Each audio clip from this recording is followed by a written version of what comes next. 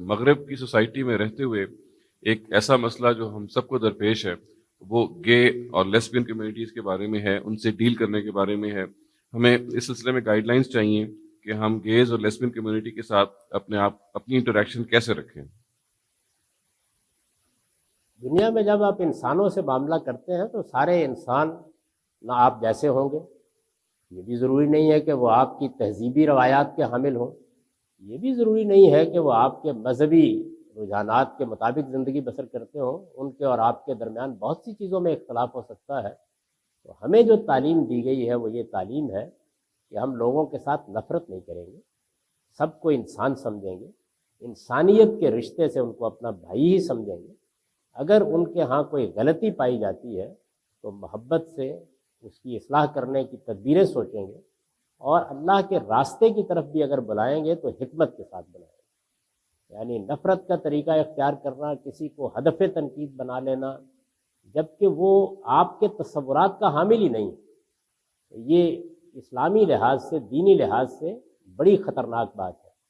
میں آپ سے عرض کرتا ہوں کہ عربوں کے ہاں رسالت پاک صلی اللہ علیہ وسلم کی جب بعثت ہوئی تو اگرچہ وہ حضرت ابراہیم کی اولاد تھے، مسلمان قوم تھی، لیکن عربوں کے ہاں بہت سی خرابیاں تھیں اور بڑی سنگین خرابیاں تھیں، اور ان میں خاص طور پر بدکاری ایک ایسی چیز تھی کہ شاذ ہی کوئی آدمی ملتا تھا جو اس سے بچا ہوا ہو۔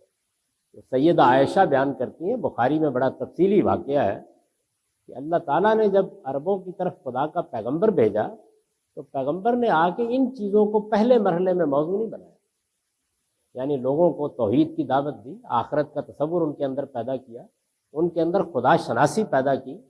جب یہ ہو گیا تو اس کے بعد باقی چیزوں پر گفتگو کی۔ وہ خود یہ کہتی ہے کہ اگر اللہ کا پیغمبر آ کے پہلے دن عربوں سے یہ کہتا کہ بدکاری چھوڑ دو تو وہ کبھی نہ چھوڑتے، یہ کہتا کہ شراب نوشی بند کر دو تو وہ کبھی بند نہ کرتے۔ چنانچہ پہلے ان کے اندر خدا شناسی پیدا کی گئی۔ تو آپ ساری انسانیت میں خدا شناسی پیدا کیجیے۔ اصلاح کی ابتدا ان جگہوں سے نہیں ہوتی، جب خدا شناسی پیدا ہوگی تو اس کے بعد بتدریج راستے نکلیں گے۔ تو اس لیے میری گزارش یہ ہے کہ اس طرح کی کوئی بھی چیز آپ کو سنگین ترین بھی سامنے آئے، نہ اس کو نفرت کا موضوع بنائیے، نہ تان و تشنیع کا موضوع بنائیے۔ ہمارا اور ساری انسانیت کا رشتہ، پہلا رشتہ انسان ہونے کا ہے۔ پھر یہ کہ آپ ایک قوم کے فرد ہیں تو قومیت میں بھی آپ اس قوم کے ساتھ شریک ہوتے ہیں۔ پیغمبروں نے اپنی بدترین قوموں کو بھی آ کے اے میری قوم کہہ کے خطاب کیا، یعنی حضرت لوط کی قوم جس بیماری میں مبتلا تھی تو اس کو بھی حضرت لوط نے پہلے دن آ کے یہ سب نہیں کہا تھا، اے قوم کہہ کے ہی خطاب کیا۔ تو اس وجہ سے یہ بات بہت اچھی طرح سمجھ لینی چاہیے کہ جب آپ کسی ایسے معاشرے میں ہوں جہاں آپ کی تہذیب، آپ کا تمدن، آپ کی سوچ، آپ کا کلچر، آپ کی ثقافت، آپ کے مذہبی تصورات سے مختلف لوگ تصورات رکھتے ہوں، وہاں بڑی حکمت کے ساتھ اچھا اخلاقی نمونہ پیش کیجیے، اور کوئی نفرت کی فضا پیدا کیے بغیر لوگوں کو خدا شناس بنائیے۔ جب وہ اپنے رب کو پہچان لیں گے تو باقی مرحلے خود ہی طے ہو جائیں گے۔ اور غیر مسلموں تک دعوت پہنچانے کے معاملے میں بھی اللہ تعالیٰ نے ہم کو پابند کر دیا ہے کہ ہمیں صرف اللہ کی کتاب ان تک پہنچانی ہے، اس کے بعد وہ جانے اور ان کا پروردگار جانے۔ قرآن نے حکم دیا ہے کہ یہ جو قرآن ہے یہ صرف عربوں ہی کے لیے نذیر نہیں ہے، یہ نذیر للعالمین ہے۔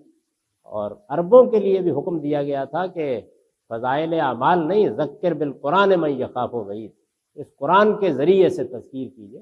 تو قرآن مجید پہنچائیے بہت محبت کے ساتھ، اپنے دوستوں سے، احباب سے، ملنے والوں سے، خواہ ان میں کوئی بھی برائی ہو، یہ کہیے کہ جی ذرا اس کو بھی پڑھ لیجیے، اللہ کی کتاب ہے، اور بس اس سے زیادہ کچھ نہیں۔ اور میں آپ سے عرض کروں کہ حضور نے ہم کو یہ حکم دیا ہے کہ یاد رکھو جب دنیا میں میرا پیغام لے کے جاؤ تو یسروا ولا تعسروا، لوگوں کے لیے آسانی پیدا کرنا، مشکلیں نہ پیدا کرنا، اور بشروا ولا تنفروا، لوگوں کو بشارتیں دینا، ان میں نفرت نہ کرنا۔